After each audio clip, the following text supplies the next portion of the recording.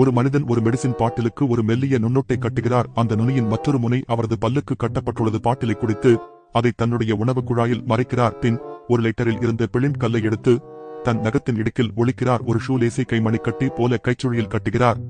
அதன்பின் மேஜை மீது விரலை அழுத்தி தன்னுடைய கை மற்றும் கால் மூலம் தண்டனையுடன் தன் விரலை இடற விடுகிறார். மிகவும் வலிக்கிறது. ஆனால் அவசியம். நாளை FBI அவரை அறுவை சிகிச்சைக்காக மருத்துவமனைக்கு அழைத்துச் செல்லவிருக்கிறது. தப்பித்து போக இதுதான் சரியான தருணம். மருத்துவமனைக்கு செல்லும் முன் ஒரு போலீஸ் நாய் அவரது உடலை சோதிக்க வருகிறது. ஆனால் மனிதன் அந்த நாயை பயமுறுத்தி ஓடச் செய்கிறார். சோதனை தவிர்க்கப்பட்டுவிட்டது.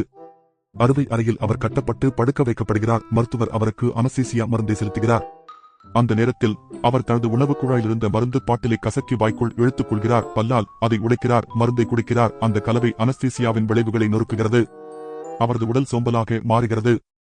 தூங்கும் போல் நடித்து கட்டுகளை தளர்த்துகிறார். ஒரு கணத்தில் எழுந்து நிற்கிறார். தப்பிச் செல்வதற்கான தருணம் வந்துவிட்டது.